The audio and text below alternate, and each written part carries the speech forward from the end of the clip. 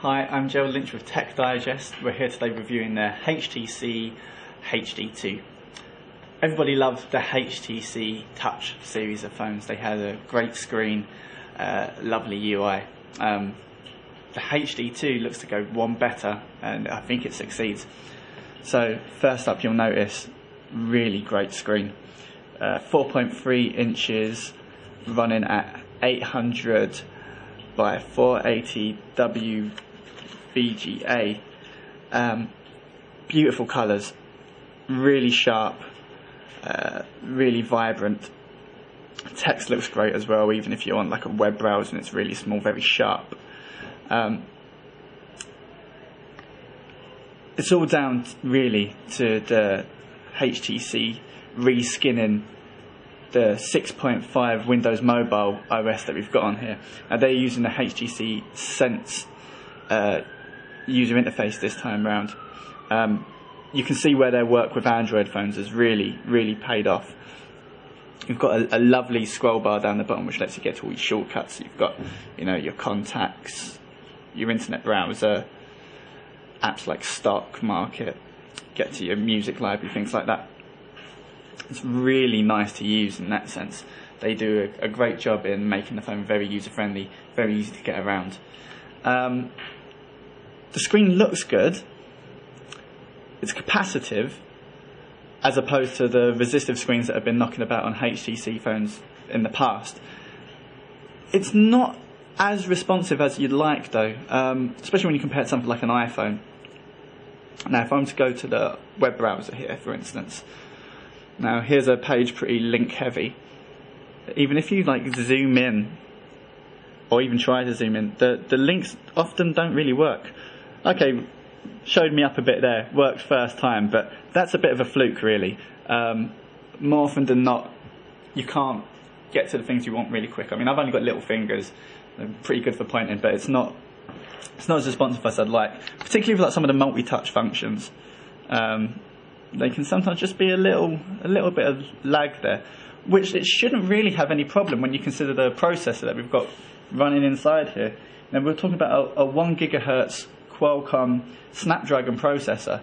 It's great for multitasking. I mean, we can jump around straight here to the honeycomb applications grid, get the camera going for instance, and then jump straight back to the browser, and absolutely no lag if you can get the touchscreen to work.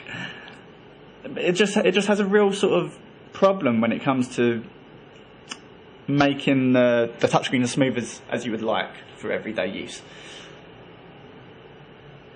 Lots of features built in. We've got, you've obviously got great connectivity. We've talked about dual band HD SPA connectivity here, Wi-Fi, Bluetooth. But some of the apps are really good. Really show off the screen and how nice it is. I'm just looking for the YouTube app here. If we get that going now, really shows off how clear the screen is. There's no judder or stutter with the video. We turn that down a little bit. It's a great phone for feature stuff like that. We've got built-in Twitter support as well, if you want to have a look at that. And this can be, the phone's really great in terms of customization. You can have Twitter set as your home page, have all your updates streaming in straight away, all your feeds and stuff.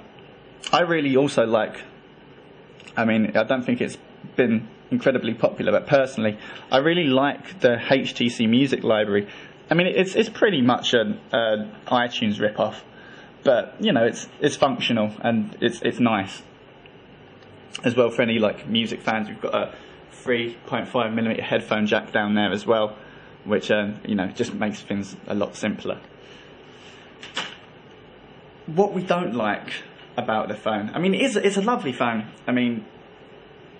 Lots of good features, but when we're talking about a smartphone like this, which is really there's a lot going on there, so it's pretty it's bad for battery consumption. You're only going to get like a day's worth of use out of this at best. So don't expect to be running around on, you know, your mountain trekking journeys and not having access to a electrical socket if you want to get real good use out of this. QWERTY keyboard as well is really a bit naff. Great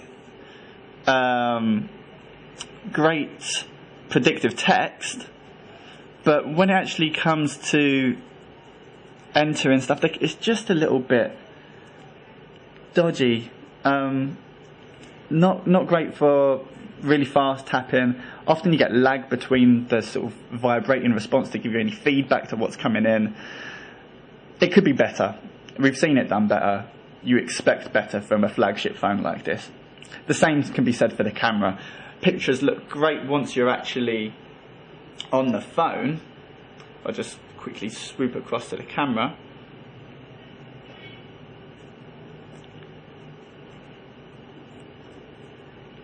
But the problem is, as soon as you get the pictures off of the phone, if I just quickly take a photo like that, autofocus, which is nice, but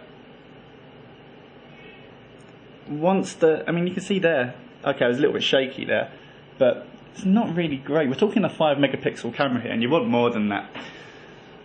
To round it up, I think it's a great phone. It is a great phone. It's a bit big. It's not going to fit in your pocket too well, but I mean, it's less thick than an iPhone. Little things let it down. You know, you expect a better camera, you expect far better QWERTY functionality, and the capacitive touchscreen could be a lot better.